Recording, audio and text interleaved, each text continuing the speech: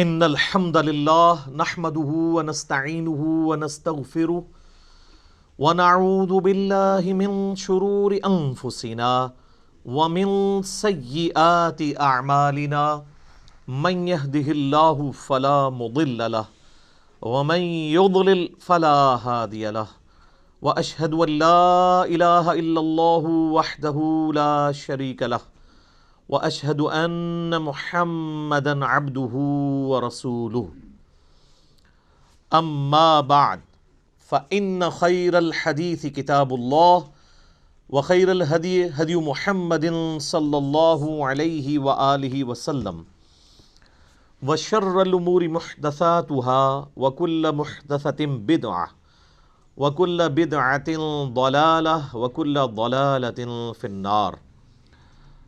اعوذ باللہ السمیع العلیم من الشیطان الرجیم من ہمزہ ونفخہ ونفثہ بسم اللہ الرحمن الرحیم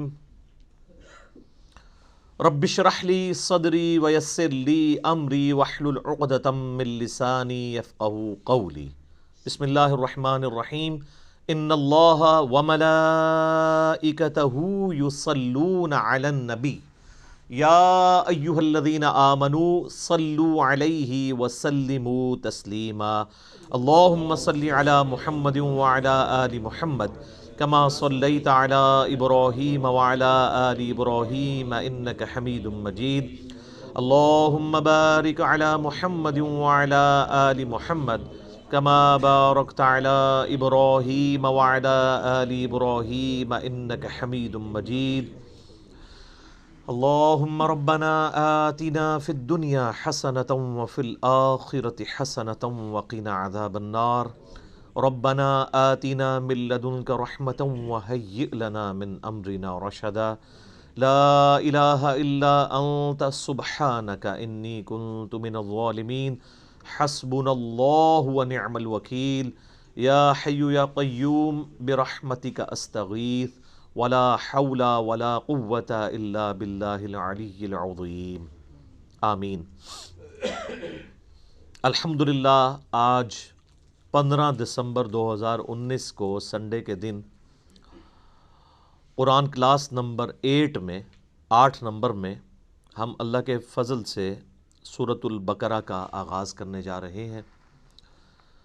ہماری کلاس نمبر 7 پوری کی پوری سورۃ الفاتحہ کے اوپر تھی، چونکہ وہ قرآن حکیم کا مقدمہ ہے اور قرآن کی چند صورتوں میں سے ہے ایسی صورت جو مکمل طور پر یکمشت نازل ہوئی. سورۃ الفاتحہ جو ہے وہ نزول کے اعتبار سے تو مکی صورت ہے، لیکن پورے قرآن کا مقدمہ ہے. قرآن حکیم میں اب جتنے بھی مضامین آئیں گے ان سب کی جڑ سورۃ الفاتحہ کے اندر آ چکی ہے. سورۃ الفاتحہ کے کنزیکٹو بعد اللہ تعالیٰ نے سورۃ البقرہ کو مصحف کی ترتیب میں رکھا ہے. اگرچہ یہ ترتیب نزولی کے اعتبار سے مدنی صورت ہے، لیکن مصحف کی ترتیب میں یہ اگر سورۃ الفاتحہ کو قرآن کا مقدمہ مانا جائے تو پہلی سورت قرآن پاک کی سورۃ البقرہ ہے. اپنے حجم کے اعتبار سے سب سے بڑی سورت ہے قرآن حکیم کی ہے، اور مضامین کی گہرائی کے اعتبار سے بھی اگر کوئی شخص سورۃ البقرہ مکمل کور کر لے تو اسے آلموسٹ پوری کے پورے قرآن پاک کی ڈاکٹرن کلیئر ہو جائے گی. اور ظاہر ہے یہ آلموسٹ 2.5 پاروں پہ پھیلی ہوئی صورت ہے. آپ کو پتہ ہے کہ قرآن حکیم میں 2/3 قرآن جو ہے وہ مکی ہے اور 1/3 قرآن جو ہے وہ مدنی ہے. اس 1/3 قرآن میں سے بھی 2/3 حصہ وہ پہلے آلموسٹ 6.5 پارے ہیں جو 4 صورتیں ہیں مدنی. سورہ فاتحہ تو مکی ہے، وہ مقدمہ ہے. اس کے بعد سورہ البقرہ، سورہ آل عمران، سورۃ النساء اور سورۃ المائدہ، یہ کنزیکٹو 4 مدنی صورتیں ہیں اور یہ 6.5 پاروں کے اوپر پھیلی ہوئی ہیں. حالانکہ یہ ترتیب نزول کے اعتبار سے بعد کی صورتیں ہیں، بلکہ سورۃ المائدہ میں تو کچھ آیات ایسی ہیں جو بالکل اینڈ پہ نازل ہوئی ہیں. یہ 4 صورتیں نبی صلی اللہ علیہ وآلہ وسلم کی جو شریعت ہے اس کو آلموسٹ کور کرتی ہیں، پلس آپ علیہ السلام سے جو پہلے اگلی امتیں گزر چکی ہیں جیوز اور کرسچنز ان کے جو ایشوز تھے، انہوں نے جو غلطیاں کیں اور اس کی وجہ سے اللہ تعالیٰ کے عذاب کا کوڑا ان پر پڑا، اور الٹیمیٹلی اللہ تعالیٰ نے یہ ڈیسائیڈ کیا کہ اب نئی امت کھڑی کی جائے گی، اور وہ امتیں جو ہزاروں سال سے اللہ تعالیٰ کی طرف سے اس منصب پہ فائز تھی ان کو معزول کیا جائے گا، اور اسی کے سمبل کے طور پہ پھر تحویل قبلہ بھی ہوئی کہ اب امت بھی نہیں کھڑی کی ہے تو اب قبلہ بھی یروشلم کی بجائے خانہ کعبہ ہوگا جو ابراہیمی قبلہ تھا۔ میرا اس پہ بھی ایک کلپ چڑھا ہوا ہے کہ خانہ کعبہ یہ قبلہ اول بھی خانہ کعبہ ہے اور قبلہ آخر بھی خانہ کعبہ ہے، بیت المقدس یا یروشلم یہ درمیانی قبلہ ہے، کچھ عرصے کے لیے بیچ میں رہا۔ بہرحال وہ انشاءاللہ جب سورۃ البقرہ میں آیات آئیں گی تو ہم انہیں ڈیٹیل کے ساتھ ڈسکس کریں گے۔ ابھی تو چونکہ میں تعارف کے اوپر بات کر رہا ہوں، تو یہ جو 4 صورتیں ہیں یہ بھی جوڑوں کی شکل میں ہیں۔ پہلا جوڑا سورہ البقرہ اور سورہ آل عمران کا ہے۔ سورہ البقرہ مینلی جیوز کے ساتھ، یہودیوں کے ساتھ ڈیل کرتی ہے، اور سورہ آل عمران کرسچنز کے ساتھ، چونکہ وہ بھی اہل کتاب بھی ایک جوڑا تھا تو اس جوڑے کو اس اعتبار سے ایڈریس کیا گیا۔ اس سے اگلی جو 2 صورتیں ہیں سورہ النساء اور سورۃ المائدہ، اس میں بھی اہل کتاب سے بھی اور مشرکین عرب سے بھی اور ساتھ ہی ساتھ جو جیوز اور کرسچنز میں جو خرابیاں تھیں ان کو بھی ایڈریس کیا گیا ہے، اور پلس اللہ تعالیٰ نے جو پرانی شریعت تھی اس کے کچھ احکامات اسی طریقے سے پروسیڈ کروائے اور کچھ احکامات نئے نازل فرمائے شریعت محمدیہ صلی اللہ علیہ وآلہ وسلم کے اعتبار سے۔ لہٰذا ہم یہ کہہ سکتے ہیں کہ یہ جو 4 صورتیں ہیں یہ شریعت محمدیہ صلی اللہ علیہ وآلہ وسلم کو کور کرتی ہیں، پلس جو سابقہ امتیں ہیں جیوز اور کرسچنز ان کے ساتھ ڈیل کرتی ہیں، ان کے ایک جرائم کی لسٹ ہے۔ اور یہی حکمت ہے اس کے اندر کہ یہ صورتیں آغاز میں اس لیے رکھی گئیں تاکہ چونکہ اکثر مسلمان نسلی ہونے تھے، تو نسلاً جو مسلمان ہیں جن کے ماں باپ مسلمان ہیں جب وہ قرآن پڑھیں تو ان کو یہ پتہ چلے کہ اس امت سے پہلے بھی اللہ کی لاڈلی امتیں گزری ہیں، لیکن جب انہوں نے وقت کے پیغمبر کی دعوت کو پس پش ڈال دیا، کتابوں کو پس پش ڈال دیا، تو اللہ تعالیٰ نے پھر ان کا یہ لحاظ نہیں کیا کہ یہ لاڈلی امتیں ہیں، ان میں 3 کتابیں نازل ہوئی ہیں، تورات، زبور، انجیل، اور سینکڑوں صحائف نازل ہوئے ہیں اور ہزاروں پیغمبر آئے ہیں، اللہ تعالیٰ نے انہیں معزول کر کے نئی امت کھڑی کر دی۔ تو اگر تم بھی ویسا ہی کرو گے تو تمہارے ساتھ بھی ویسا ہی ہوگا۔ اور اس پہ جو سورۃ البقرہ کے پہلے 4 رکوع تو چونکہ قرآن حکیم کی پوری دعوت کا خلاصہ ہے، اور اس کے بعد جو اگلے 9 رکوع ہیں وہ بنی اسرائیل کے اوپر اللہ تعالیٰ نے فرد جرم عائد کی ہے، ان کی یعنی جو جرائم ہیں ان کو بیان کیا ہے، پھر اس کے بعد 7 یونیورسل ٹروتھ، ہر جرم کے بعد ایک آفاقی حقیقت اللہ نے بیان کی ہے کہ یہ میرا رول ہے، جب کوئی بھی کوئی یوں کرے گا میں اس کے ساتھ ایسا ہی کروں گا۔ وہ 7 یونیورسل ٹروتھ بھی انشاءاللہ سورۃ البقرہ کے اندر آئیں گے، لیکن یہ جو پہلے 4 رکوع ہیں یہ پورے قرآن کی دعوت کا خلاصہ ہے۔ پہلے 4 رکوع اگر کور کریں گے تو پھر آپ کو ساری کی ساری اس کتاب کا جو اسلوب ہے، یہ کس طریقے سے گفتگو کرتی ہے، وہ سمجھ آ جائے گا۔ تو چونکہ اکثر نسلی مسلمان تھے اس لیے یہ شروع میں صورتیں ہیں، اگرچہ ترتیب نزول کے اعتبار سے یہ مدنی ہے۔ پلس جو سابقہ امتیں ہیں ان میں بھی آپ دیکھ لیں اس وقت کرسچنز آلموسٹ 2.25 ارب کے قریب ہیں، ان کے لیے تو انٹرسٹ سورۃ الانعام میں یا سورۃ الواقعہ میں یا سورۃ الاعراف میں اس طریقے سے نہیں ہے جو انٹرسٹ ان کا سورۃ البقرہ اور سورہ آل عمران میں ہے، کیونکہ وہ ان کے معاملات کو مینلی ڈیل کر رہی ہے۔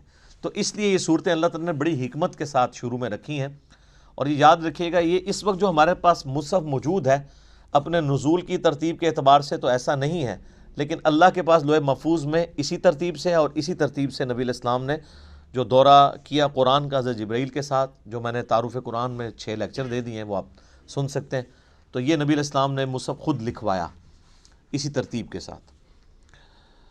میرے بھائیو، سورۃ البقرہ اور سورہ آل عمران جوڑا ہے، اور قرآن حکیم کی آلموسٹ ساری صورتیں ہی اکا دکا کے سوا جوڑے کی شکل میں ہیں۔ یہ ٹروتھ جو ہے سب سے پہلے ریویل کیا ہے حمید الدین فراہی رحمہ اللہ تعالیٰ نے، جن کو فوت ہوئے آلموسٹ 100 سال گزرے ہوں گے۔ ڈاکٹر اسرار صاحب کے بھی آپ سمجھ لیں دادا استاد، غامدی صاحب کے بھی دادا استاد، جو امین احسن اصلاحی صاحب تھے جو غامدی صاحب اور ڈاکٹر سراج صاحب کے مشترکہ استاد ہیں، ان کے وہ استاد تھے. انہوں نے یہ ٹروتھ ریویل کیا اور یہ حقیقت ان پہ اللہ تعالیٰ نے کھولی. ظاہر ہے قرآن کبھی بھی پرانا نہیں ہوگا کہ قرآن حکیم کی صورتیں جوڑوں کی شکل میں ہیں، اور انہوں نے کوئی اس کو انوینٹ نہیں کیا، بلکہ انہوں نے احادیث پہ جب تفکر کیا، پھر قرآن پاک کی آیات دیکھی تو ان کو آئیڈیا ہوا کہ واقعی تو جوڑوں کی شکل میں ہے. صورتوں کو اگر آپ کریٹیکلی واچ کریں، سورۃ الفلق اور سورۃ الناس یہ ایک جوڑا ہے. حدیث میں بھی المعوذتین، دو پناہ دینے والی صورتیں ان کو کہا گیا ہے. اور انسان میں بھی مرد و عورت کا جوڑا جو ہوتا ہے وہ ایک دوسرے کا ریسیپروکل ہوتا ہے، لیکن ایک مشترکہ چیز کی اچیومنٹ کے لیے وہ جوڑا جو ہے یعنی اولاد کی پیدائش کا ذریعہ دونوں کو بنایا گیا. سورۃ الفلق اور سورۃ الناس بڑا پرفیکٹ جوڑا ہے. سورۃ الفلق میں ان چیزوں کے شر کے اگینسٹ اللہ کی پناہ مانگی گئی ہے جو باہر سے حملہ آور ہوتی ہیں، اور سورۃ الناس میں ان چیزوں کے شر کے اگینسٹ پناہ مانگی گئی ہے جو داخلی ہیں، جو اندر سے حملہ آور ہوتی ہیں. تو یہ دونوں چیزیں امپورٹنٹ ہیں، باہر سے حملہ ہونے والی خارجی چیزیں اور داخلی چیزیں. جوڑا ہے.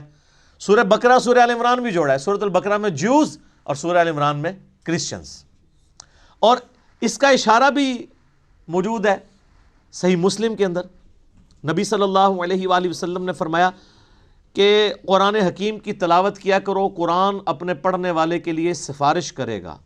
اور پھر آپ نے بالخصوص فرمایا کہ سورۃ البقرہ اور سورہ آل عمران یہ قیامت والے دن دو پرندوں اور دو بادلوں کی شکل میں چمکتے ہوئے، الزہراوین کے الفاظ ہیں، دو چمکتے ہوئے بادلوں کی شکل میں ظاہر ہوں گی اور اللہ تعالیٰ سے جھگڑا کریں گی اس شخص کے حق میں جو ان کی تلاوت کیا کرتا تھا.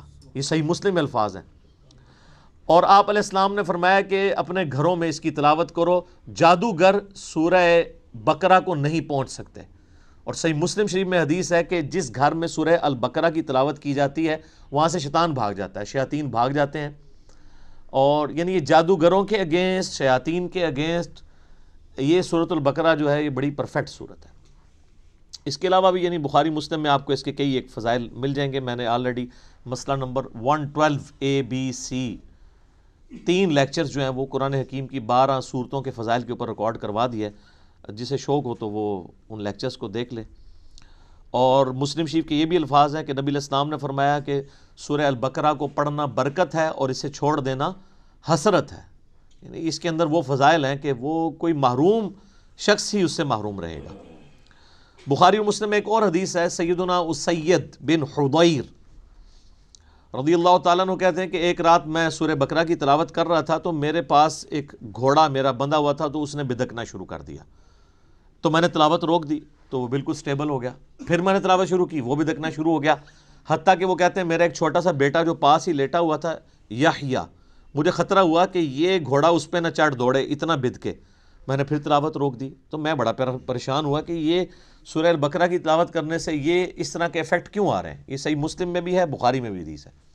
تو کہتے ہیں میں نے بائی چانس ہی جب نگاہ اٹھا کے دیکھا تو مجھے اپنے اوپر ایک بہت بڑا بادل نظر آیا جس میں کئی ایک چراغ روشن تھے، اور بیسیکلی وہ فرشتے تھے. اور جب میں تلاوت شروع کرتا تھا وہ بادل نیچے آ جاتا تھا اور اس کی وجہ سے گھوڑا بھی دکھتا تھا. تو صبح کے وقت میں نے نبی علیہ السلام سے جب یہ واقعہ بیان کیا تو آپ علیہ السلام نے فرمایا وہ فرشتے تھے جو تمہاری تلاوت سننے کے لیے آئے تھے، اور اگر تم یہ تلاوت جاری رکھتے تو وہ زمین پہ بھی اتر آتے اور عام لوگ بھی ان کو دیکھ لیتے. اچھا یہ ایکسپیرینس اب نہیں ہوں گے. اس طرح کے ایکسپیرینسز نبی علیہ السلام کے مبارک دور میں اس لیے ہوتے تھے کہ اللہ تعالیٰ ایک نئی امت کھڑی کر رہا تھا. صحیح بخاری میں حدیث ہے، عبداللہ ابن مسعود کہتے ہیں کہ ہم نے نبی علیہ السلام کے ساتھ اس حال میں کھانا کھایا ہے کہ ہم جب لقمہ توڑ کے منہ میں ڈالنے لگتے تو ہم اس کی تسبیح کی آواز بھی سنا کرتے تھے.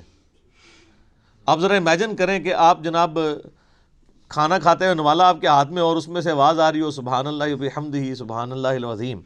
اب یہ ایکسپیرینسز جو ہیں وہ صحابہ کرام کو اس لیے ہوتے تھے کہ اللہ تعالیٰ نے ان میں ایمان کوٹ کوٹ کے بھرنا تھا. وہ نئی امت کھڑی کی تھی سر، اس لیے پھر ان کا پیشن آپ نے دیکھا ہے نا کہ بڑی تھوڑی سی جماعت کے ساتھ انہوں نے دنیا کی سپر پاورز الٹ کے رکھ دی ہیں.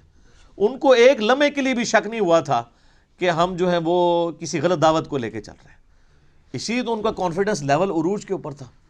تو جب وہ اتنے دلیر لوگ جب ٹکراتے تھے تو سامنے لوگ تو ان کا مقابلہ نہیں کر سکتے تھے.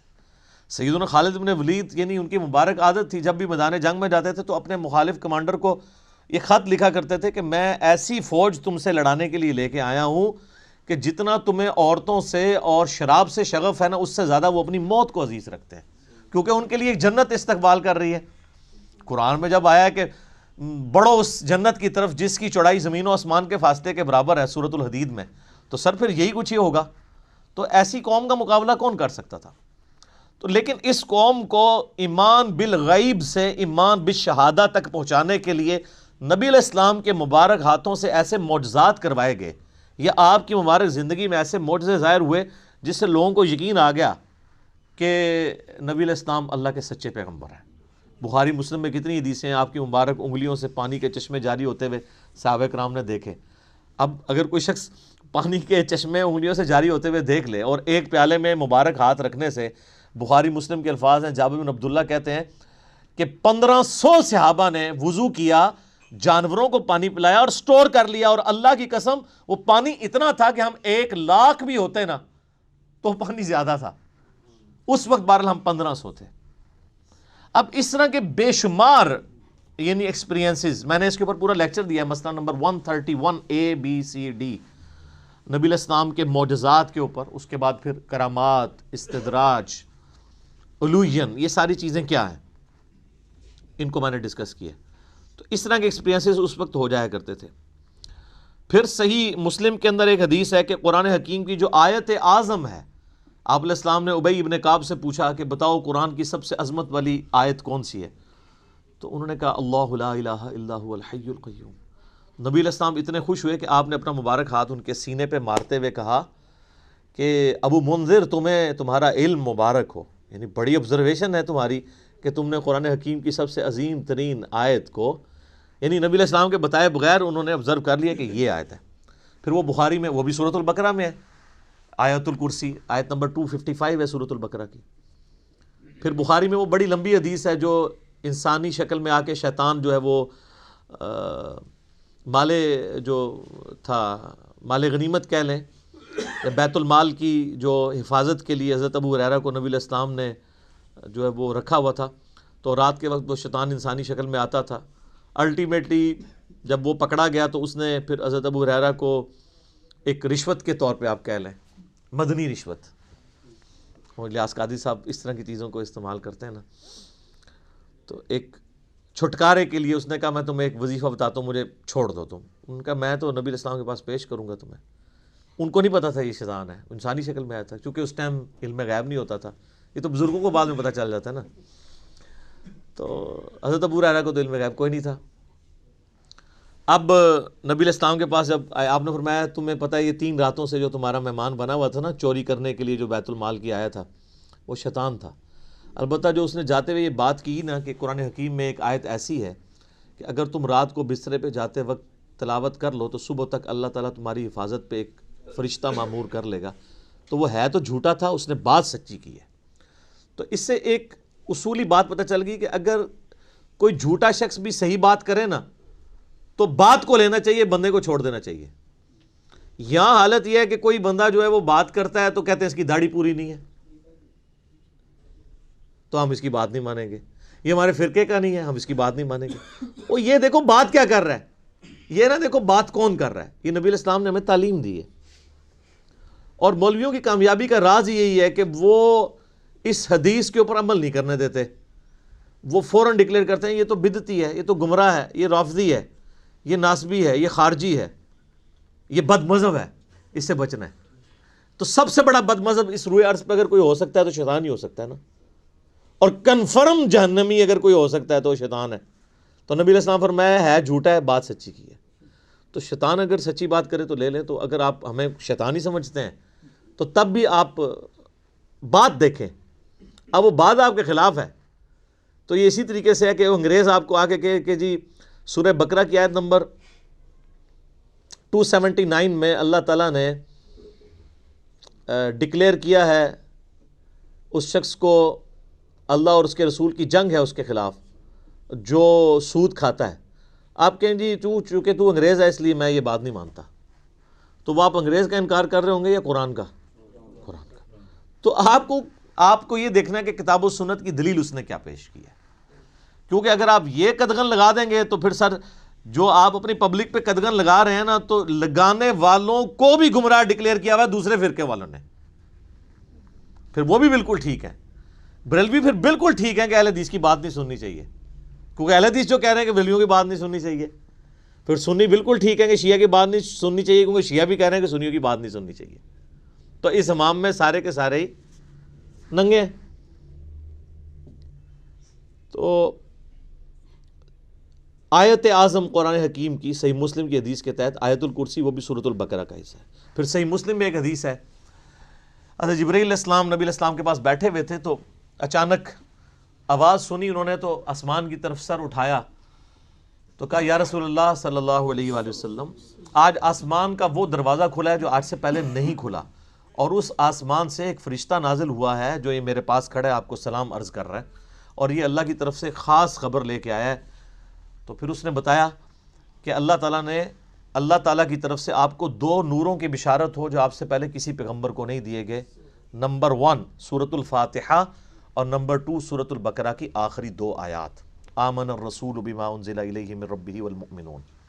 اور صحیح بخاری اور مسلم دونوں میں حدیث ہے کہ جو یہ رات کے وقت سورہ البقرہ کی آخری 2 آیات پڑھ لے گا تو اس میں جو کچھ اس نے اپنے رب سے مانگا ہے اس کو عطا کر دیا جائے گا. وہ تجدید ایمان ہے، ٹھیک ہے، اس میں سب کچھ ایمانیات ہیں، پھر دعائیں ہیں اللہ سے. اسی لیے ہم نے اپنے صبح شام کے اذکار کارڈ، بلو کارڈ کے اوپر یہ وظیفے کے طور پہ لکھا ہوا ہے. بہت لمبے وظائف نہیں کر سکتا، کم از کم سورہ بقرہ کی آخری 2 آیات زبانی یاد کر لے، اور پڑھتے رہیں گے تو زبانی یاد ہو جائیں گی. تو وہ بھی سورہ بقرہ کے یعنی فضائل کے اندر ہی وہ ساری کی ساری چیزیں آتی ہیں. باقی اس پہ بولا جائے تو یہ وقت یعنی کافی زیادہ درکار ہے. بنیادی گفتگو کرنا اس لیے ضروری ہوتی ہے، بعض کے لیے انٹرسٹ کا باعث ہوتا ہے، جس طرح بعض لوگوں کے لیے یہ بڑا انٹرسٹ ہوتا ہے کہ یہ سورت مکی ہے یا مدنی ہے. تو یہ بھی کوئی پیٹ نہیں ہے. کئی صورتیں ہیں جن میں اختلاف ہے مکی اور مدنی ہونے پہ، کئی پہ ڈیفینیٹلی ہے. جس طرح کہ اب یہ سورہ بقرہ یہ ڈیفینیٹلی مدنی صورت ہے، پھر اس میں ایسی آیات بھی آئیں گی جو مدینہ شریف سے تعلق رکھنے والے واقعات ہیں.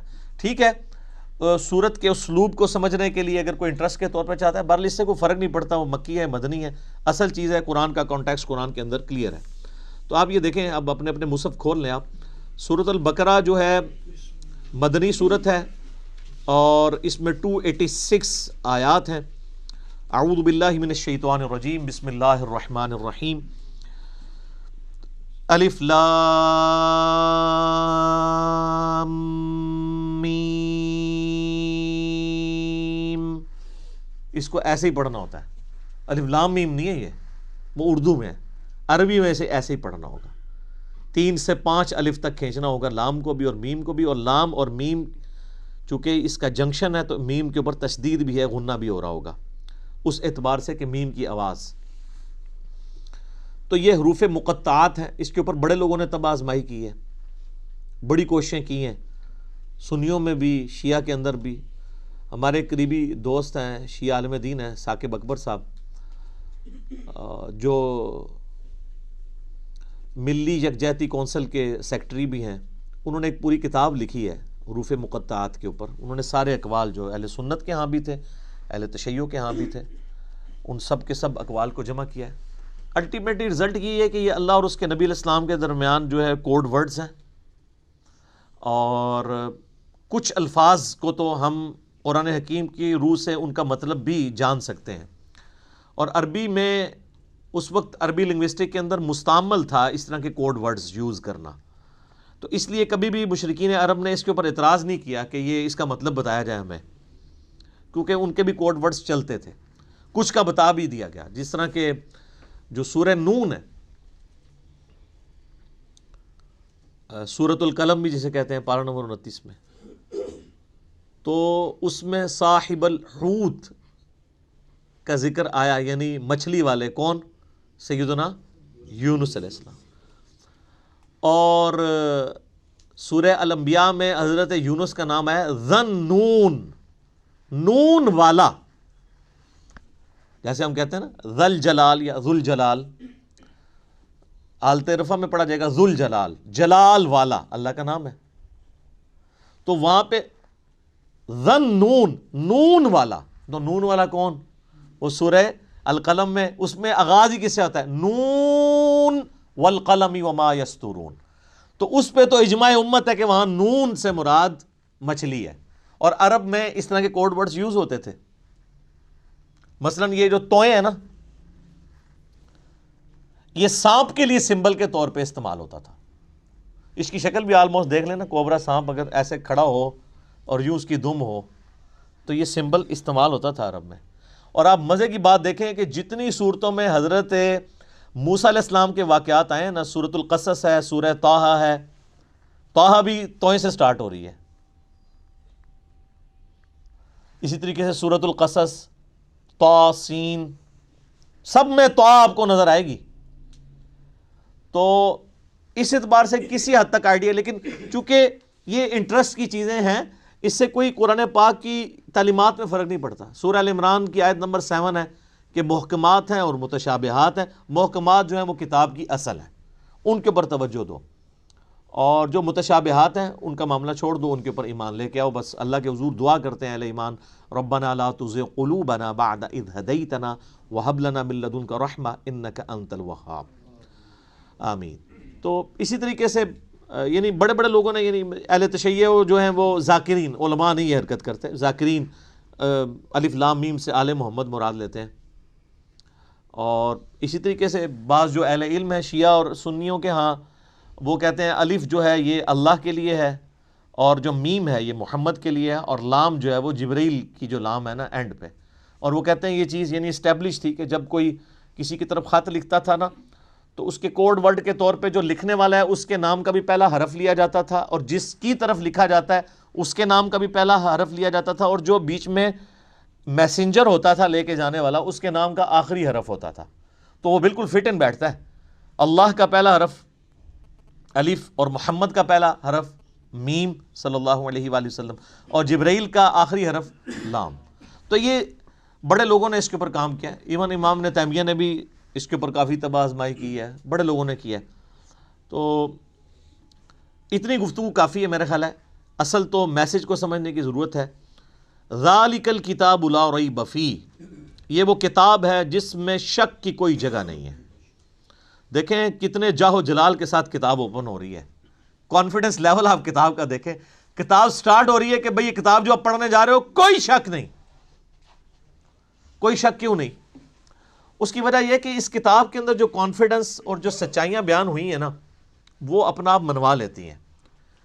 اور اس میں یہ بھی امپلائڈ تھا کہ جو سابقہ امتیں ہیں نا، جیوز اور کرسچنز، ان کو اس میں کوئی شک نہیں ہے. جس طرح کہ سورہ الانعام میں آتا ہے کہ نبی علیہ السلام کو ایسے پہچانتے ہیں جس طرح اپنے بیٹوں کو. اور سورۃ الاعراف میں آتا ہے کہ یہ اس نبی کو، نبی امی کو اپنے اندر پا رہے ہیں جس کی صفات وہ تورات اور انجیل کے اندر پڑھتے تھے. یعنی یہ کتاب کوئی شک نہیں ہے کہ یہ وہی کتاب ہے. مراد یہ کہ یہ وہی کتاب ہے جس کی پروفیسیز تورات اور انجیل کے اندر موجود تھی. کوئی شک نہیں ہے. ان معنوں میں بھی بے شک یہ وہی کتاب ہے جس کا تمہیں انتظار تھا، اور ان معنوں میں بھی کہ یہ اللہ کی طرف سے نازل ہوئی ہے، اس میں کوئی کنٹراڈکشن نہیں ہے، یہ اللہ کی کتاب ہے. دونوں اعتبار سے یہ شک سے پاک ہے. جو سورہ النساء کی آیت نمبر 82 میں بھی آگے چل کے آئے گا کہ اگر قرآن کسی اور کی طرف سے آتا اللہ کے سوا تو تم اس میں بڑا اختلاف کثیر پاتے.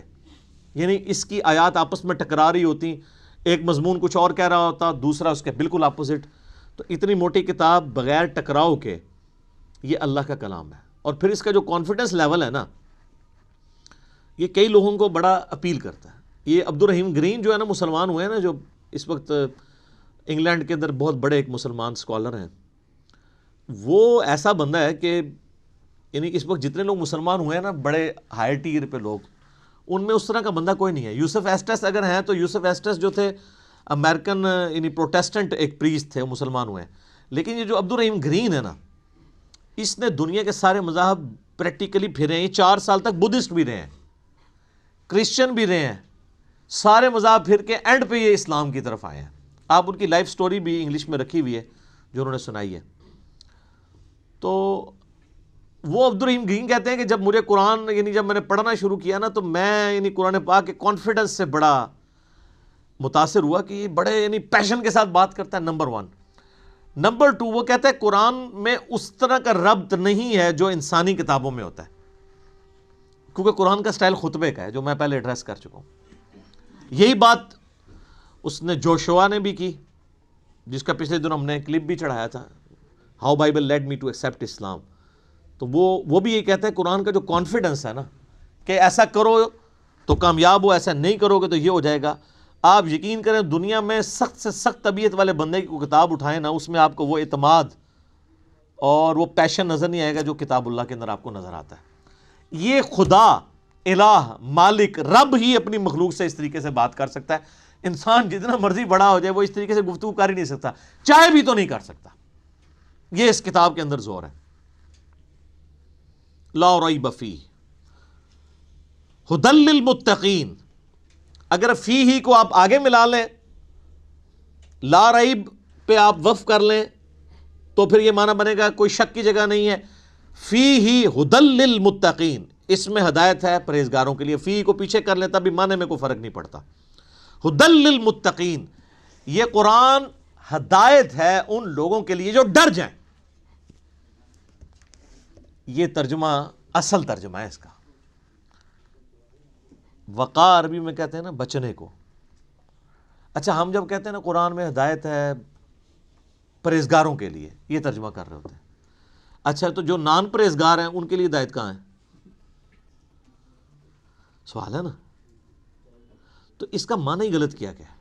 اس کا ترجمہ مولانا مودودی رحمہ اللہ تعالیٰ نے بالکل ٹھیک کیا کہ یہ کتاب ہدایت ہے ان لوگوں کے لیے جو ڈر جائیں, چاہے وہ کافر ہے, چاہے مسلمان ہے, چاہے گناہ گار ہے, چاہے نیکوکار ہے.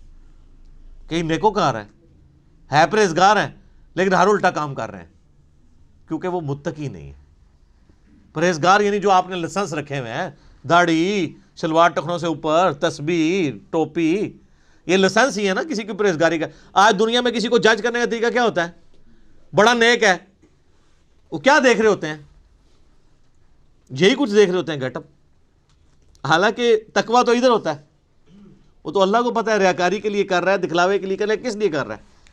بہرحال جو دنیا کے لائسنس ہیں ان میں جو پرہیزگار ہیں ان میں سے کئی لوگ ہیں جو متقی نہیں ہیں.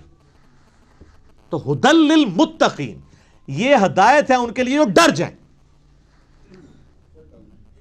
جو بھی ڈر جائے اس کو لیے قرآن کے اندر ہدایت ہے, اور جو نہ ڈرے اس کے لیے قرآن میں کوئی ہدایت نہیں. یہ بڑی خطرناک بات ہے. قرآن سٹارٹ اس سے لے رہا ہے کہ قرآن میں ہدایت اس کے لیے ہے جو ڈر جائے, اور جو نہیں ڈرے گا کوئی ہدایت نہیں. آگے چل کے آئے گا شہر رمضان الذی انزل فیہ القرآن ھدی للناس وبینات من الہدی والفرقان. رمضان کا مہینہ وہ ہے جس میں قرآن نازل ہوا ھدی للناس, پوری انسانیت کے لیے ہدایت ہے. وہاں تو متقی کا بھی ذکر نہیں آیا, پوری انسانیت چاہے کافر ہے چاہے مسلمان ہے. وبینات من الہدی, اور اس میں ہدایت کے بڑے بڑے روشن دلائل ہیں. والفرقان, اور حق اور باطل میں تمیز کرنے والی کتاب ہے یہ. اچھا یہ الفرقان نبی الاسلام بھی ہے. صحیح بخاری میں حدیث ہے محمد فرق بین الناس, محمد صلی اللہ علیہ وآلہ وسلم لوگوں میں حق اور باطل میں فرق ہے. یہ کتاب بھی الفرقان ہے. تو ھدی للمتقین, ان کے لیے ہدایت ہے جو ڈر جائیں. اس کا کیا مطلب ہے؟ کہ جو شخص زندگی میں غور و تفکر کے بعد اس رزلٹ پہ پہنچے کہ مجھے میری مرضی کے بغیر کسی نے پیدا کیا اور اس نے اس فیس آف ارتھ میں مجھے پٹ کر دیا, اور یہ میری آبزرویشن ہے کہ سب لوگوں نے مرنا ہے, تو اگر سب لوگوں نے مر جانا ہے تو مر کے کس اگلی ایسی زندگی میں جانا ہے؟ اگر کسی کے بنائے سے ہم بنے ہیں تو پھر جس نے بنایا ہے اس کو رسپانس نہ کیا تو مرنے کے بعد جب اس کے سامنے پیشی ہوگی مرنے کے بعد تو کہیں شرمندگی نہ اٹھانی پڑے. جب یہ تصور کسی بھی انسان کے دماغ میں آ جائے, اس کا دل اس تصور کی گواہی دے دے تو وہ فوراً ڈر جائے گا, یار مجھے کس نے پیدا کیا؟ میرے تو ماں باپ کو بھی نہیں پتا کہ مجھے کس نے پیدا کیا, وہ خود کیسے پیدا ہوئے. تو الٹیمیٹلی ایک خدا کا تصور آتا ہے نا, وہ اللہ جس نے ہماری مرضی کے بغیر ہمیں پیدا کیا وہ ہمارے ساتھ کچھ بھی کر جائے ہمیں کو بچا نہیں سکتا. سب سے بڑا تو اس نے ہمارے ساتھ کام کر دیا نا کہ پیدا کر دیا, ہم سے پوچھ کے کیا. تو اب بھی جو کچھ وہ کرے گا تو کوئی نہیں کچھ کر سکتا. تو اس میں پھر آسانی کی راہ کیا ہے کہ اسی رب کی پناہ لے لی جائے, اور اسی کے لیے کتابیں نازل ہوئیں, پیغمبر آئے, کہ سورۃ البقرہ کے پہلی 4 رکوع کے اندر پورے قرآن کا خلاصہ آ جائے گا. تو جب ایسا شخص غور و تفکر کرے گا نا تو فوراً اس کے اندر ایک ڈر پیدا ہوگا، یار میرا کیا بنے گا، کہیں میں نے جانا ہے، کسی کو منہ دکھانا ہے، میں کیا کروں؟ تو اس کے لیے پھر قرآن میں ہدایت ہے. ایسا شخص الٹیمیٹلی قرآن تک بھی پہنچ جائے گا، پیغمبروں کی تعلیمات تک بھی پہنچ جائے گا، اور ایسا شخص جب قرآن کو پڑھے گا تو اسے ہدایت ملے گی. فذکر بالقرآن من یخاف وعید، اے نبی علیہ السلام قرآن سے اسے نصیحت کریں جو اللہ کی دھمکی سے ڈر جائے. کتنی حیران کن بات ہے، نبی علیہ السلام کو منع کیا گیا، جو دھمکی سے نہیں ڈرتا اس کے لیے کوئی نصیحت نہیں ہے. فذکر ان نفعت الذکر، نصیحت کرو اگر نصیحت کرنا کسی کو فائدہ دیتا ہو. سیذکر من یخشی، نصیحت اس کو کریں جو ڈرتا ہے. وَيَتَجَنَّبُهَا الْأَشْقَى، اور جو شکی ہو چکا ہے، بدبخت ہو چکا ہے، ڈرنے کے لیے تیار نہیں، چھوڑ دیں. الَّذِي يَصْلَى النَّارَ الْكُبْرَى، اس کا علاج یہ کہ ہم اسے بڑی آگ پہ پیش کریں گے.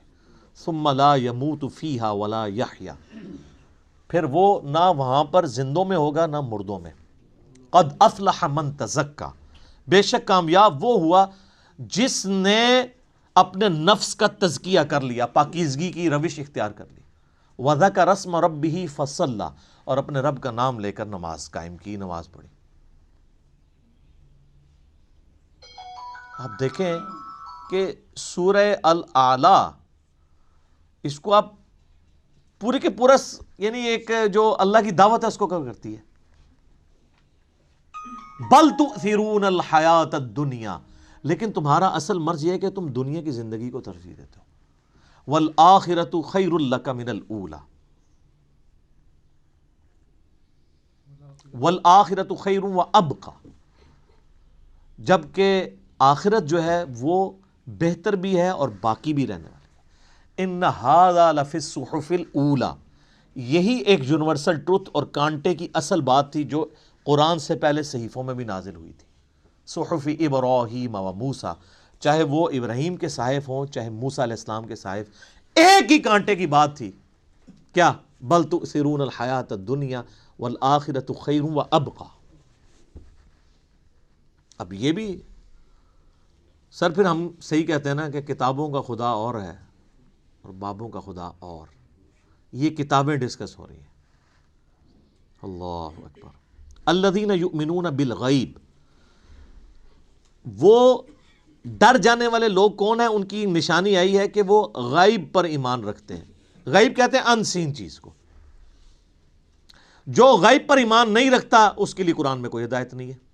اچھا غیب پہ سب نے ایمان رکھا ہوا ہے، لیکن جب ان سے پوچھیں گے تو پتا چلے گا واقعی رکھا ہوا ہے. کسی بھی شخص سے اگر آپ پوچھیں کہ یہ جو دنیا کا سارے کا سارا نظام چل رہا ہے ایک بڑا سسٹمیٹک وے سے چل رہا ہے، یہ آرگنائزڈ ہے. اب تو جس طرح سائنس نے ترقی کی ہے، پہلے تو وہ زمانہ تھا لوگ کہتے تھے مٹی سے خود بخود ڈڈو بن کے نکل آتے ہیں. نہ اس وقت لوگوں کو ڈی این اے اسٹرکچر کا پتہ تھا، نہ جینز کا. اب تو لوگ کہتے ہیں نا جی نہ جناب، یہ تو پاسبل ہی نہیں ہے. زمین و آسمان کی ساری مخلوقات مل کے مٹی سے ڈڈو نہیں بنا سکتی، یہ بنانے سے بن رہا ہے. انڈے میں سے چوزا بنانے سے نکل رہا ہے. تو یہ اتنے آرگنائز چیز ہے. وہ کہتے ہیں نہیں جی کوئی ایک سپریم بینگ یا کوئی سپر نیچرل ایجنسی ہے جس نے ہر چیز کو ایک ٹریک کے اوپر چڑھایا ہوا ہے کہ ایک بیج بوتے ہیں 6 ارب گنا بڑا درخت بن جاتا ہے. اس بیج کے اندر جو زندگی ہے پھر اس کے اندر کس طریقے سے وہ پرفارم کرتا ہے، پتے پھر پھول نکلتے ہیں، پھر پھل بنتا ہے، پانی کے ذریعے کیا کچھ ہو رہا ہے. یعنی ایک تو ایک ٹاپک ہے، اس پہ گھنٹوں بولا جا سکتا ہے. یہ ساری جو فزیکل فنومینا آف نیچر ہے، قانون قدرت ہے، جب ان کو آبزرو کرتا ہے نا تو غیب پہ سارے ایمان رکھے ہیں کہ نہیں یار کوئی چلا رہا ہے. پوچھیں کدھر ہے؟ وہ کہتے ہیں ہمیں نظر نہیں آ رہا، لیکن وہ ایسا باطن ہے کہ اس سے زیادہ ظاہر کوئی نہیں ہے، اور ایسا ظاہر ہے کہ اس سے زیادہ باطن کوئی نہیں ہے. اللہ اپنی قدرتوں سے کتنا ظاہر ہے لیکن سب سے پوشیدہ ہے. تو یہ سب کچھ غیب کی طرف انسان کو لے جاتا ہے. تو وہ یقین کیے ہوئے ہیں ڈر جانے والے لوگ کہ یار کسی کے کرنے سے ہو رہا ہے. یہ جو ہارمنی ہے یونیورس کے اندر، سر اب جو کچھ ہمیں پتہ چل رہا ہے سائنس کی برکت سے تو انسان پریشان ہو جاتا ہے کہ یہ نظام چل رہا کیسے ہے. میں آپ کو صرف یہ بتاتا ہوں کہ سائنٹسٹ کہتے ہیں کہ اس کائنات میں اتنا بیلنس ہے کہ اگر ایک بال پوائنٹ کو اس کی نوک پہ کھڑا کر دیا جائے, یہ پاسبل ہے کہ نوک پہ کھڑا ہو جائے؟ بہت ہی زیادہ کوئی سوفسٹیکیٹڈ بیلنس ہو تو یہ پاسبل ہے, اور یہ 1 ارب سال یوں کھڑی رہے, گرے نا. اس سے زیادہ بیلنس جو ہے نا وہ اس کائنات میں ہے, اور یہ balance millions of fine tunings کے ساتھ چل رہا ہے.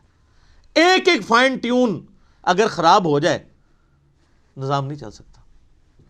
یعنی پانی کو اگر آپ دیکھیں تو پانی کی جتنی پراپرٹیز ہیں, کیمیکل پراپرٹیز, فزیکل پراپرٹیز, ہر ایک فائن ٹیون ہے. اس کی گریوٹی ڈسٹرب ہو جائے ختم.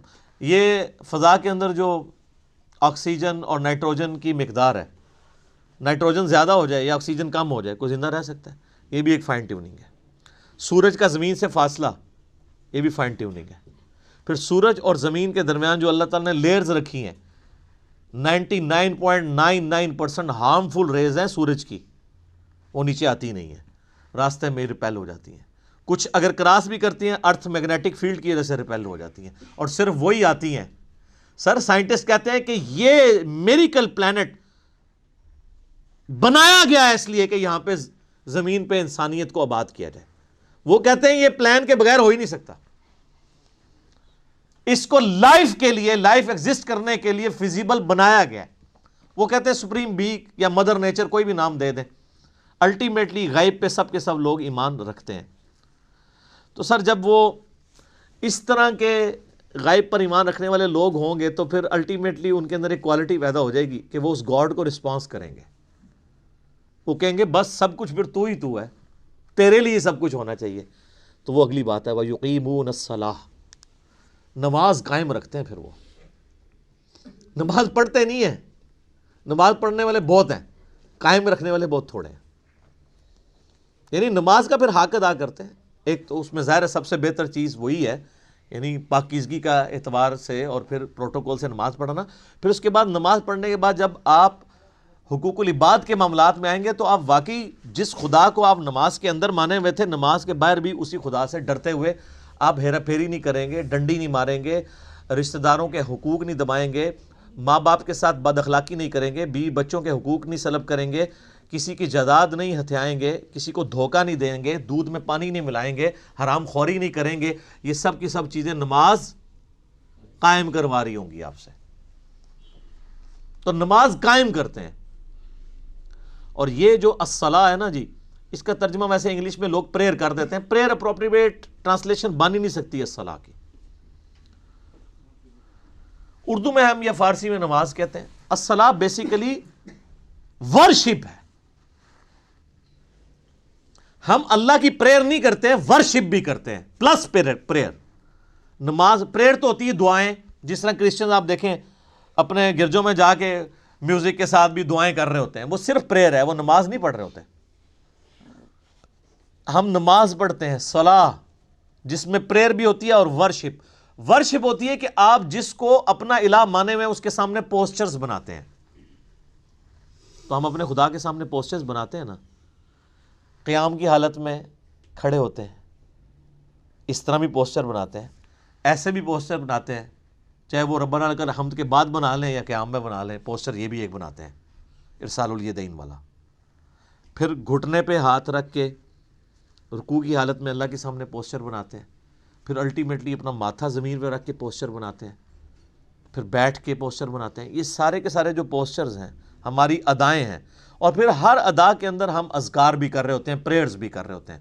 تو پریئر پلس پوسچرز یہ مل کے ورشپ اور عبادت اور صلاح بنتی ہے. وَمِمَّا رَزَقْنَاهُمْ يُنْفِقُونَ, اور وہ خرچ کرتے ہیں اس رزق میں سے جو ہم نے ہی ان کو دیا تھا. کیا بات ہے, ساتھ ہی کہہ دیا کہ اگر کر رہے ہو تو کسی کو اکڑ نہ آ جائے, دیا بھی ہمارا ہوا ہے. اور اس میں یہ چیز بھی امپلائڈ ہے کہ جو شخص گاڈ کانشیسنس رکھے گا, تقوی رکھتا ہوگا نا, وہ جیب ضرور ڈیلی کرے گا. انسان جیب وہیں ڈیلی کرتا ہے, پیسہ وہیں پہ خرچ کرتا ہے جہاں اس کا کوئی مفاد ہو. اب جس کا یہ یقین ہی نہیں ہے کہ اللہ تعالیٰ نے مجھے یہ مال خرچ کیا ہوا واپس لوٹانا ہے 700 گنا یا اس سے بھی بڑھ کے قیامت والے دن، وہ تو نہیں جیب ڈھیلی کرے گا۔ تو قرآن میں آیا کہ اپنے دیے ہوئے مال میں سے جو اللہ نے تمہیں دیا ہے خرچ کرو، لیکن ہم لوگ لوگوں کے دیے ہوئے مال میں سے خرچ نہیں کرتے، اپنے اوپر لگاتے ہیں۔ یہ کچھ ہو رہا ہے۔ کتنے لوگ ہیں، ایک امام مسجد صاحب تھے، ان کا فون آیا ایک دفعہ اکیڈمی میں، کئی سال پہلے کی بات ہے، کہتے ہیں جی اس آیت نے میری زندگی بدلی ہے۔ کہتے ہیں میں نے جب قرآن ترجمے سے پڑھنا شروع کیا نا، تو میں جب اس آیت پہ پہنچا تو ادھر ہی میں رک گیا، میں نے کہا میں تو لوگوں کے دیے ہوئے مال کو اپنے اوپر خرچ کر رہا ہوں۔ تو قرآن تو کہتا ہے کہ وہ ہمارے دیے ہوئے مال میں سے اللہ کی راہ میں خرچ کرتے ہیں۔ کہتے ہیں اس دن میں نے طے کیا کہ میں نے کوئی تنخواہ نہیں لینی، فی سبیل اللہ نمازیں اور قرآن لوگوں کو پڑھانا ہے، اور جو میرے اپنا کوئی میں نے سورس آف انکم مینیج کیا میں اس میں سے نکال کے اللہ کی راہ میں دیتا ہوں۔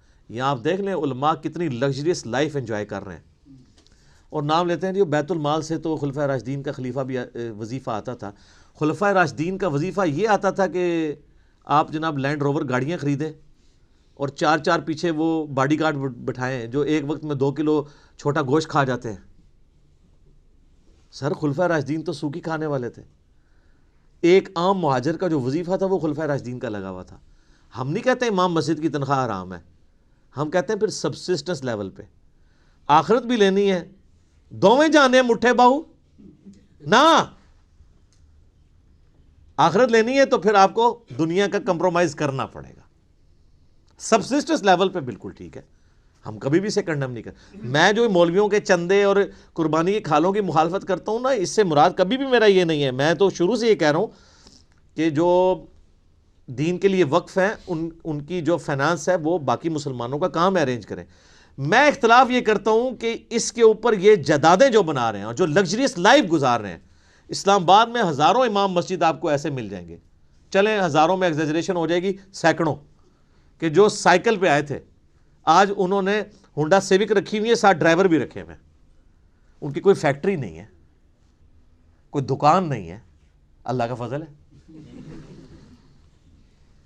اللہ کا فضل یہ ہے کہ ایک مسجد پہ وہ قبضہ کرتے ہیں۔ وہ آپ اسلام آباد میں تو یہ حالت ہے نا، ابھی اجاڑ زمین پڑی ہوئی ہوتی ہے، سی ڈی اے سے لوکیٹ کراتے ہیں کدھر مسجد بننی ہے، وہاں جا کے وہ ایک چھوٹا سا کمرہ ہو، ہمیں بھی ترس آ رہا ہوتا ہے یار کتنی مشکل ہے، اور نہ پائی بڑی وڈی انویسٹمنٹ کر رہے ہیں، دنیا کی کوئی انویسٹمنٹ کا مقابلہ نہیں کر دی۔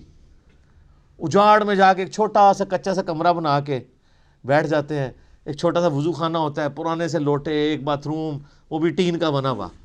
لیکن سر 5-6 سال جب گزرتے ہیں وہاں پہ ایک عالی شان مسجد ہوتی ہے اور ایک بہت بہترین قسم کی رہائش ہوتی ہے، جو اگر اسلام آباد میں آپ کو لینی پڑ جائے تو 40-50 ہزار روپیہ اس رہائش کا کرایہ ہوگا، وہ اس مولوی صاحب کی فری ہوتی ہے، اور ایون اس کے اندر جو بل آ رہے ہیں وہ بھی مسجد انتظامیہ دے رہی ہوتی ہے۔ لاکھ روپے کا ایک ایوریج پیکج وہ لے رہا ہوتا ہے، تنخواہ جو ہے وہ تو ویسے ہی ہوتی ہے نا چونگا۔ اور اس کے علاوہ جو جمعے کی نماز کے بعد جو لوگ ویسے مٹھی میں رکھ کے چلے جاتے ہیں وہ علادہ سے، ٹھیک ہے نا۔ تو یعنی ایک پورا ایک سسٹم ہے جو اس کے اوپر چل رہا ہے۔ تو ہم کہتے ہیں سبسسٹنس لیول کے اوپر لائف گزاریں، پھر آپ نام لیں خلفائے راشدین کا۔ لیکن اچھا آپ کو واقعات تو سنائیں گے کہ حضرت عمر سے پوچھ لیا جی وہ کرتا کیسے سلوایا آپ نے، تو یہ جو واقعہ سنا رہے ہیں اسی سے وہاں کھڑے ہو کے نا سر آپ نے یہ گاڑی کہاں سے لی ہے، تو اس کے وہ دہشت گرد قسم کے مریدین آپ کو پکڑ لیں گے کہ آپ کو تمیز نہیں بات کرنے کی، یعنی اس کا مطلب ہے یہ سیدنا عمر سے بھی بڑا اپنے آپ کو سمجھتے ہیں۔ دیکھیں نا، تو پھر ہمیں واقعات کیوں سناتے ہیں آپ اگر خود آپ عمل نہیں کرتے؟ تو اللہ کے دیے ہوئے مال میں سے اس کی راہ میں خرچ کرتے ہیں۔ بخاری مسلم میں حدیث ہے، انسان کہتا ہے میرا مال میرا مال میرا مال، اور تیرا مال تو نبی علیہ السلام فرمایا وہ ہے جو تو نے کھا لیا یا پہن کے بوسیدہ کر لیا یا اللہ کی راہ میں خرچ کر کے قیامت والے دن کے لیے سٹور کر لیا اللہ کے ڈیوائن بینک میں، باقی تو تیرے ورثہ کا مال ہے۔ بخاری اور مسلم دونوں میں حدیث ہے کہ انسان کے 3 دوست ہیں، ایک ہی قبر میں ساتھ جاتا ہے، وہ اس کے اعمال ہیں، باقی اس کا مال اور اس کے رشتہ دار وہ باہر ہی رہ جاتا ہے۔ تو جس نے ساتھ جانا ہے اس کے ساتھ پھر پکی یاری لگانی چاہیے نا۔ اللہ اکبر۔ نبی علیہ السلام کی حدیث ہے بخاری اور مسلم میں، نبی علیہ السلام نے فرمایا اے اللہ محمد اور آل محمد کو بس اتنا ہی رزق دینا کہ ان کی روح اور جسم کا رشتہ برقرار رہے۔ کیوں؟ آپ علیہ السلام زیادہ مال کو اوائڈ کرتے تھے، آپ کی فقر کی زندگی تھی، اور یہ فقر اڈاپٹڈ تھا۔ اما عائشہ کہتی ہیں خیبر کے بعد تو وسعت ہو گئی تھی، لیکن حضور کی وفات تک ہماری حالت ہے، بخاری مسلم دونوں میں حدیث ہے، بعض اوقات 1 مہینہ، بعض اوقات 2، بعض اوقات 3 مہینے بھی ہمارے گھر میں چولہا نہیں جلتا تھا، 2 کالی چیزوں، کھجور اور پانی پہ گزارا ہوتا تھا، اور کھجور بھی کوئی پیٹیاں یا ٹوکرے نہیں، 2 کھجوریں صبح اور 2 شام کو بس، اور 1 میٹھا پانی کا پیالہ صبح اور 1 شام کو، یہ ٹوٹل رزق تھا۔ میٹھا پانی اس وقت ایک ایشو تھا، دور سے بھر کے لانا پڑتا تھا۔ اور اس میں مجھے بتائیں، حضور کی بیویاں حضور سے شکایت نہ کرتی تو کیا کرتی؟ لیکن جب شکایت کی، سورۃ العذاب میں اللہ تعالیٰ نے ڈانٹ پلائی، ایسی ڈانٹ پلائی کہ یہاں تک کہا کہ اے نبی ان کو کہو کہ میں تمہیں مال دے کے چھوڑ دیتا ہوں۔ ہائے ہائے ہائے!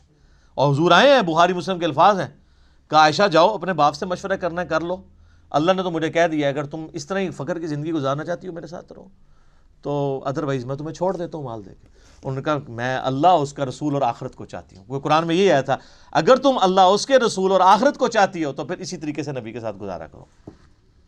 تو آپ کی بیویاں اگر آپ کے ساتھ غصہ کھائیں نا تو صبر کیا کریں۔ نبی کی بیویاں، نبی کی تربیت یافتہ بیویاں، ان کے ساتھ اگر یہ معاملہ ہو سکتا ہے تو ہماری بیویاں تو پھر ان سے بہت دور ہیں۔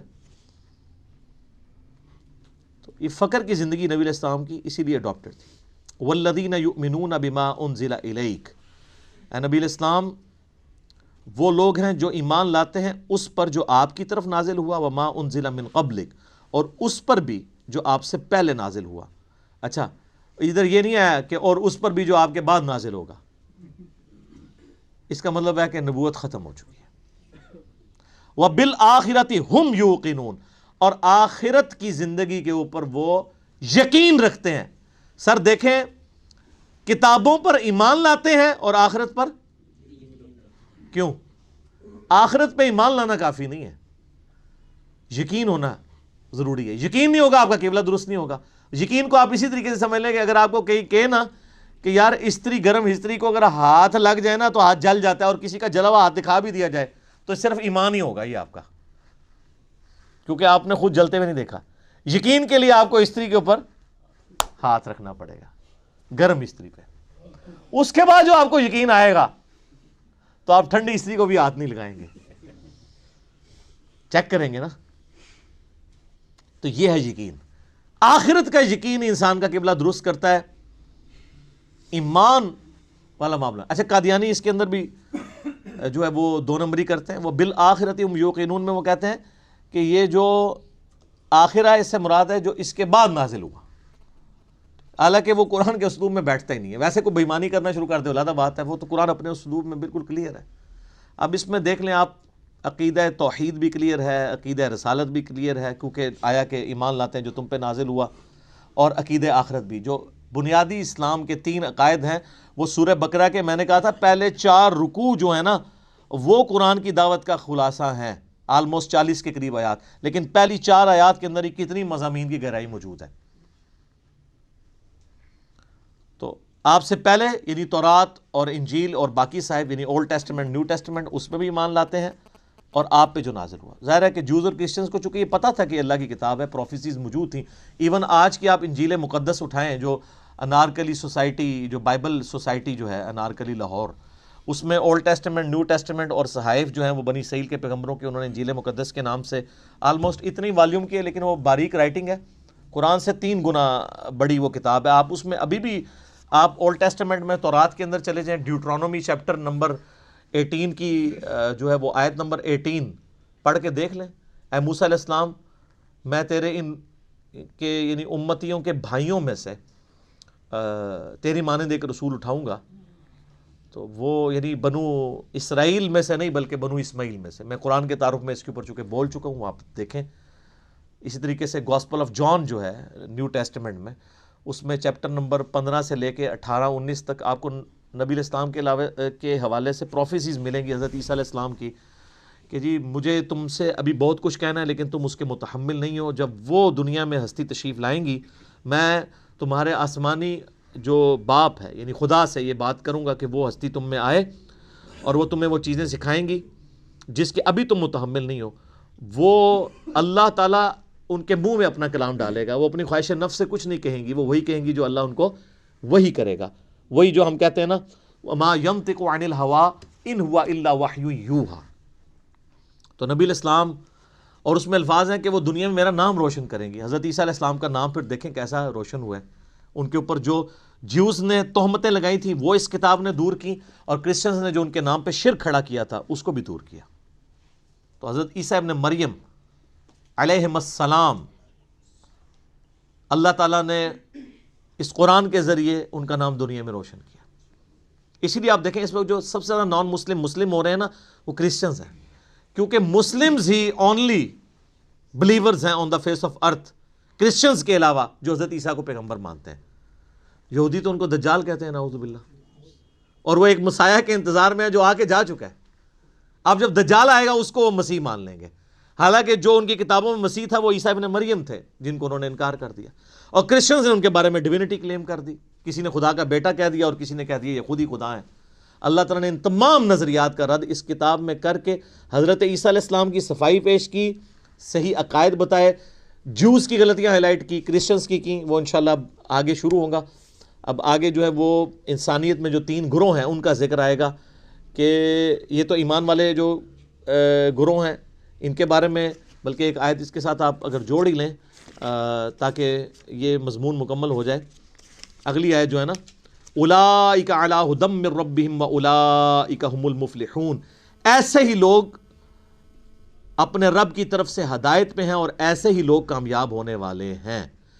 یہ پہلی 5 آیات کے اندر اللہ تعالیٰ نے انسانیت کے پہلے گروہ کا ذکر کیا ہے جو ایمان تک پہنچے گا. اس کے بعد پھر کافروں کا ذکر آئے گا، پھر اس کے بعد منافقین کا. یہ 3 گروہوں کا ذکر آئے گا. آج ہم نے سورۃ البقرہ کی پہلی 5 آیات کے اندر ان لوگوں کو کور کر لیا ہے، اور اس کا پھر کنکلوژن بھی اللہ نے سنا دیا کہ کامیاب لوگ پھر یہی ہوں گے. ٹھیک ہوگا جی. سبحانک اللہم وبحمدک اشہد ان لا الہ الا انت استغفرک واتوب الیک. اللہم صلی علی محمد وعلی آل محمد کما صلیت علی ابراہیم وعلی آل ابراہیم انک حمید مجید. اللہم بارک علی محمد وعلی آل محمد کما بارکت علی ابراہیم وعلی آل ابراہیم انک حمید مجید. اللہ تعالیٰ سے دعا ہے جو حق بات میں نے کہی اللہ تعالیٰ ہمارے دلوں میں راسخ فرمائے. اگر جذبات میں میرے منہ سے کوئی غلط بات نکل گئی اللہ تعالیٰ ہمیں معاف بھی کر دے، ہمارے دلوں سے محو کر دے، ہمیں کتاب و سنت کی تعلیمات پر عمل کر کے دوسرے بھائیوں تک پہنچانے کی توفیق عطا فرمائے. سبحانک اللہم وبحمدک اشہد ان لا الہ الا انت استغفرک واتوب الیک وما علینا الا البلاغ المبین. جزاکم اللہ خیرا.